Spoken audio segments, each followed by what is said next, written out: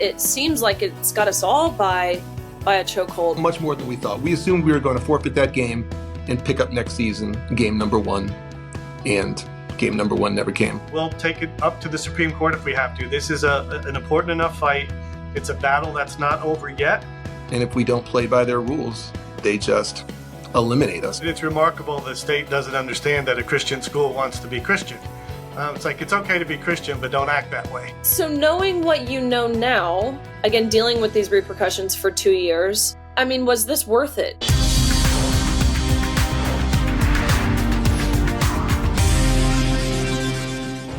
What's up, everybody? Thanks for joining the Gains for Girls podcast. Excited that you're here. Make sure you go to OutKick.com. That's where you will find all things Gains for Girls. Like, comment, subscribe, share these episodes far and wide. It really does help. Today's guest, it's a story I've been following for, over 2 years now. And if you can remember, which I know you can, 2 years ago, it wasn't cool to say what now is, I think, a little cooler. I don't think the wind is necessarily behind us, behind the sails here, but it's more acceptable in being bold enough to say that there are two sexes, that men and women are different, that you can't change your sex, that each sex is deserving of equal opportunity, of privacy in areas of undressing and safety. But 2 years ago, it wasn't as cool. So I've been following this story for a while. We're going to get into it. But before we do, I want to tell you about today's sponsor. It is Cozy Earth. Their sheets, amazing, so breathable. You will never sleep better than you do when you have Cozy Earth sheets touching your body. I've got their pajamas, incredible. Again, I sleep really cool too. I think that's the best thing about it. It's like temperature regulated, enhanced fabric. The softness is amazing. Responsible production too, which does matter. All of their products are produced very responsibly, and the durability and commitment to quality. You can check it out at CozyEarth.com. Use my code GAINS, GAINES, for 40% off. Again, 40% off. That's a big deal. They have a 100-night sleep trial and a 10-year warranty. That's how much I believe in them. That's how much they believe in themselves. You won't want to return this. You won't want to make that return. But again, it's there for you if you so wish. Check it out at CozyEarth.com. Today we are going to be talking to a coach by the name of Chris Goodwin and his attorney, Dave, here at ADF. ADF has been phenomenal. We've covered several of their plaintiffs, several of their lawsuits that they've put forward on the basis of religious liberty, free speech. We've had Sophia Laurie on the podcast, who sued a library for kicking her out based on, again, the topic of allowing men and women's sports, a speech she was giving at the library. I believe we've had Blake Allen on the podcast, another athlete actually out of Vermont, which is where this story comes from. Mid-Vermont Christian School. Again, this is in White River Junction, Vermont. Back in February of 2023, this Christian school, again, emphasis on the word Christian here, ultimately decided to forfeit a game where they knew they would be playing against a team that had a male athlete on the opposing team. They said, look, in short, this jeopardizes the fairness of the game, the safety of our players, and of course, it's an infringement on what we believe to be biblically true. So really great stuff they're doing. They were really one of the first ones to stand up for women's sports, the preservation of fairness in this way, by ultimately boycotting, by forfeiting. Since then, we've seen it in many different sports in different arenas. We just had Stephanie Turner on a few episodes ago. I encourage you to go listen to that episode, the fencer, who so bravely defended herself. So awesome things. Again, they're defending our First Amendment rights, free speech, religious liberty. Great stuff. Check out the episode with Chris Goodwin and his attorney from ADF, Dave, here. Okay, well, Chris and Dave, thank you very much for joining the Gains for Girls podcast. This story that we're going to be talking about that you guys have had to live is something that I know myself and people across the nation, across the world have been following for over a year now. So, Chris, if you wouldn't mind just telling us a little bit about how you found yourself in the position that you're now in. Yeah, the backstory. Over 2 years ago now, middle of our season, we're at an away game, and I'm chatting with the coach before the game. And he brings up the fact, he says, hey, do you know there's a dude playing for one of the girls' teams in our division. And that was all news to me. I didn't know that. So we talked about it for a little bit. He expressed how frustrated he was about it and how frustrated his girls were, and also how angry they were that they had to play against a male athlete. So, and I do remember a couple things he said to me that day. He said, I can't do anything about it because if I say something, I'll lose my job. I won't be coaching anymore. And if he's a teacher in the school, right, his income's gone as well. But I remember him saying to me, but you can do something about it. So, we didn't play that team during the regular season, but we were keeping an eye on it to see where we were going to be in the playoffs, how we were going to be seated. And we were watching it and watching it. And as it got closer, we did see that there was the possibility we'd end up being seated against them. And when it did happen, we had already had the conversations with the administration, with the parents, with the students about how we were going to handle that, especially since we already contacted the state about 2 weeks before the end of the season to say, hey, is there any way around this at all? Reseeding, anything? And they said no. It's pretty much a hard no. So once the seedings came out, the seedings come out one day. We're supposed to play 2 days later. We sent a letter to the VPA and to the other school and said, hey, we're going to bow out and we're going to forfeit this game. Plain simple enough. To which, of course, what was the response you got from that? Yeah, it was a short letter. We did write to them telling them that we were going to forfeit the game. And literally about a week after that, they just removed us from all athletic competitions within the state. So none of the sports, not just girls basketball, but all boys sports, all girls sports, all non-sport activities like science fairs and spelling bees and things like that. They just completely removed us. It was quite the consequence, much more than we thought. We assumed we were going to forfeit that game and pick up next season, game number 1, and game number 1 never came. Crazy. And so even still, the teams, basketball and beyond, aren't able to participate against other schools. So for 2 years, the state has kept us out of all state competitions. Going into the 3rd year, so unless something changes in the courts, we will be out a 3rd straight year, and so on and so on. And we played in the league for literally 25 years without any incidents. In this one event where we forfeited a game, they laid down the hammer. So knowing what you know now, again, dealing with these repercussions for 2 years, let's say you were faced with this again. If even given the opportunity, which now, you, at this point, as it stands, you don't even have the opportunity to face this again. But let's say you did. Was this worth it to you and to your team? Yeah, anytime you're going to stand up for what you believe in, and when someone's a bully and tries to make you compromise your beliefs, if we don't play by their rules, they just eliminate us basically from all athletic competition. So yeah, we would do the same thing again. Our hope would be at the least to just have the opportunity to forfeit games or not play those games when there's a male athlete on the other side and just move on. But they won't even do that. We take the loss. We suffer the consequence of that loss on our record. And that's not enough for them. They're like, no, out. So with the ruling that they gave, is there an end in sight, or is this just indefinite? Is there an amount of time that you guys are, your school is barred from participating, or is it just indefinite as it stands now? Yeah, I'll let Dave answer that one. But as of now, we're out indefinitely. They would probably never change unless we changed our mind and went along with their rules. Then we'd be banned indefinitely. But I'm sure Dave can answer that better too. Yeah, that's the incredible part about it. It was a permanent expulsion, not just for the season, and not just for their sport, every sport. But unless the court rules otherwise and stops them from doing so, the school is out perpetually unless they agree to violate their religious beliefs and then go back on their word and like they wouldn't do it the first time. So it's an incredible. So Dave, you guys now brought a lawsuit forward. You mentioned, your religious freedoms, religious liberty. Is that the basis of this lawsuit that you're pursuing, again, from a Christian school? It is, and it's remarkable the state doesn't understand that a Christian school wants to be Christian. It's like, it's okay to be Christian, but don't act that way, which is, we get a lot from society. But yeah, it ended up, like the coach said, there was really no other choice. Imagine how crippling it would be to any school to say, all your sports are gone.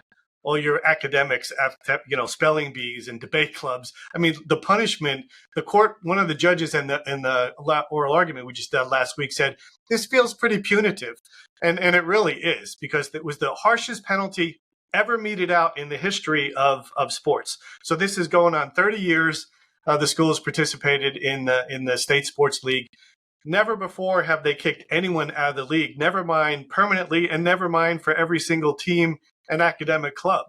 So the only way to get through this is to go to federal court and say, look, this is a violation of our constitutional rights, and so we're still fighting that battle. Now, how do you feel about the case in the courts that it's in now? My understanding is it's in a pretty liberal district. We saw even just today where in New Hampshire, there was a federal judge that ruled that two fathers are not allowed to wear pink wristbands that simply denote XX, again, the female chromosomes. As he said, this was a demeaning and a harassing assertion, which is, again, utterly insane. So how do you feel about this case in the court that it's in? Yeah, I think we've got a good chance. We just argued at the Court of Appeals, which is a 3-judge panel in New York City. We lost below at the district court.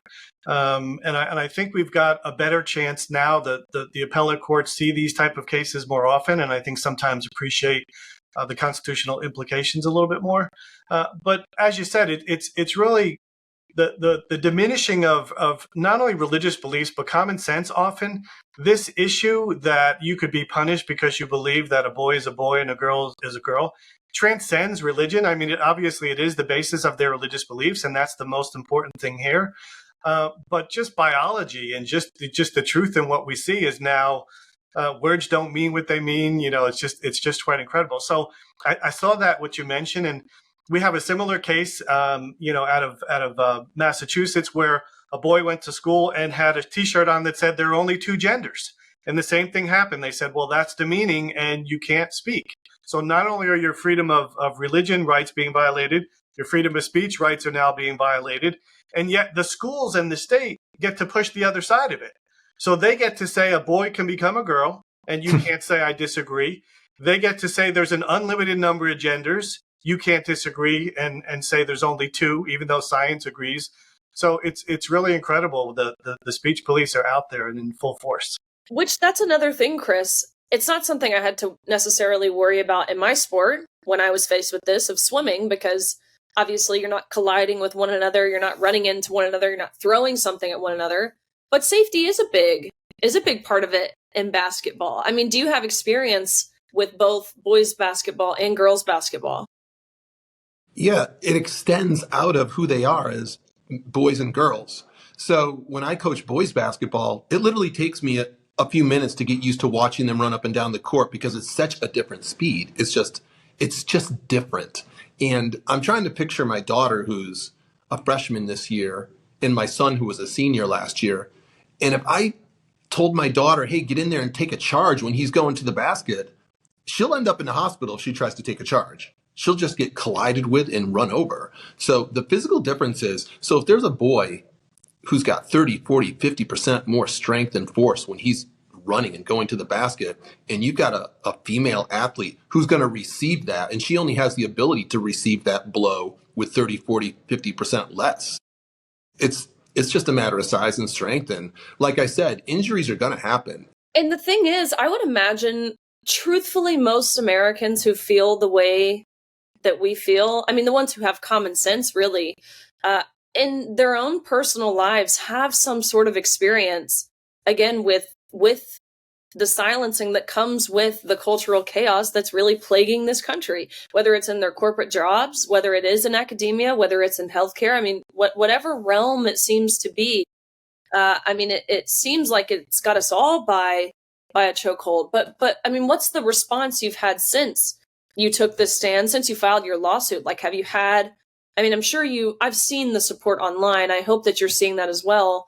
But with that, of course, comes negative. So how has that been for you guys? It's been great. I have liberal friends who will disagree probably on almost every conservative principle that someone might hold. But when it comes to this issue, they're all in. They're like, yeah, Chris, obviously you're doing the right thing. So support has been pretty much universal. In the cultures, the pendulum swinging a little bit, right, with the election and how things have gone. So I think I have some customers who I work with, and before they would whisper to me about this stuff, they would make sure they'd look around and, make sure that no one was hearing the conversation. And they don't do that anymore. So that's a positive sign, right? Everybody gets it. I think they're slowly all getting on board and recognizing that male athletes should not be competing against female athletes. You mentioned beginning to get on board. I mean, you guys were really like the first, one of the first, if not the first, to start this growing boycott, which is what I call it, with on the word boy, growing boycott movement in women and girls sports. So how does it feel to know it's now catching fire? We've seen this in volleyball. Again, you have the safety aspect there you have to worry about. In the Mountain West Conference, where 5 Division I NCAA teams decided to forfeit against San Jose State University. We've seen it in West Virginia, the shot put throwers. 5 middle school girls, they're so young. I cannot believe this is a mantle that they now have to carry. We've seen it in disc golf. We've seen it in fencing just recently. So how does it feel to kind of be that trailblazer and to now know it's catching fire? Yeah, it feels really good to be able to stand up for something, and you feel like you're on an island at the beginning. But now it's like almost every day there's a new story where someone is standing up and saying, hey, this isn't right. And again, it feels, is the wind at our backs a little bit? It's not gale force yet, but it just feels like everybody is coalescing around the idea that it's not right. And I'm hoping with our case, hopefully it gets decided in the way that would help us out and get us back into the league. But I'm hoping that this issue will be put to bed in a couple of years, and we'll just recognize that. And I want to jump in just to congratulate the coach and the girls and the school. It's when it's popular and everybody's doing it, it's okay. But when you're the first to jump out and everybody's criticizing you and saying, calling you all kinds of names, and you say, look, this is what's right. And I'm going to do what's right, regardless of the heat that I take, regardless of the penalty. Look at the penalty. I think the worst I've ever seen across the country in all these instances. Other teams, like you mentioned, forfeited games and nothing ever happens to them. Here, it was the most extreme penalty you could imagine. So the fact that the school and the coach took this stand and stood by it when it wasn't popular, to me is a pretty cool thing. I met, a bunch of the girls this past week. The basketball team came down to the court with us, and we spent a couple days together. And it's just a great example to them, to be an adult like the coach is in the school and say, look, there's going to be hard things in life, and you should stand up for those things, even if you're going to face some heat and you're going to have some difficulties. So it's just once I just wanted to call out the coach in the school just to say, we're all proud of you guys for taking such a stand, allowing us to stand there with you, because it like you said, Riley, it flows. And you've done the same thing, taking a stand, going across the country, speaking and doing all the activities you've been doing. And so we just certainly appreciate that. And sometimes it catches up to you, and people always talk about whether you're on the right side of history or not. But when you do the right thing, you always are. Absolutely. Yeah. And those girls you mentioned, I think they were in desperate need of good leadership, of people in those authority positions to protect them. Because ultimately, as I see it, as a coach, as a principal, as a teacher, that's part of the job description, are protecting and defending those students, those student athletes. So it's really, you guys have been the embodiment of courage. And what we know, what's been proven, whether it's this issue or any issue, is that courage begets courage. And that there's certainly strength in numbers. And that's what you guys have been able to really foster and build out. So, I guess last thing for you, Dave, what's next for you guys? What's the next step here? What can we expect? How can we support you? Yeah, so we're going to be hopefully a quick decision from the Court of Appeals. And people may know that's the level right below the Supreme Court. So hopefully they've seen the gravity of the punishment. They mentioned it, a couple of the judges at the argument. So we're hoping for an opinion pretty soon that'll get the school back in. That's what we asked for, is to put them back in all of the sports, boys and girls, and all the activities. So hopefully that happens. If it doesn't, then we'll take it up to the Supreme Court if we have to. This is an important enough fight. It's a battle that's not over yet. I think the tide is turning, but you still have a lot of people, as you mentioned, Riley, they're digging their heels in. The people running our schools, you have a lot of times the media, you have Hollywood, there's so much, so much headwinds against this that we're just going to keep going. And so hopefully we'll get a good opinion soon. If not, we'll just keep fighting until we do. Been brought to light recently what's been dubbed as these activist judges. And I think that's what we've seen. I won't speak to your case specifically, of course, I don't want to hinder anything, but across the board, what we have seen at virtually every level, local, I mean, all the way up to federal. I mean, I think it really can only be described as activist judges. So we will continue supporting you guys. Of course, your efforts to preserve fairness, preserve safety, preserve the dignity of women and girls in sports and beyond. So thank you for your fight, for your courage. We'll be watching. Well, thanks for having us. I appreciate all that you do. Of course. Thank you guys for tuning in to the Gains for Girls podcast. We will be following this lawsuit, hoping and praying for the best. Of course, you don't want something like this to make it all the way up to the Supreme Court, because that means it has failed in other courts, but it has the opportunity, the ability to really set the precedent. So truthfully, I do hope it makes it to the Supreme Court. Exciting stuff. Again, thank you guys for tuning in. Check us out at OutKick.com. That's where you'll find all things Gains for Girls. And make sure you go to CozyEarth.com. Use my code GAINS, GAINES, for 40% off your order. Sheets, pajamas, loungewear, across the board, amazing stuff. I mean, you have this new sense of rejuvenation, embracing this sense of calmness, relaxation. Check it out at CozyEarth.com. We will see you guys again next week.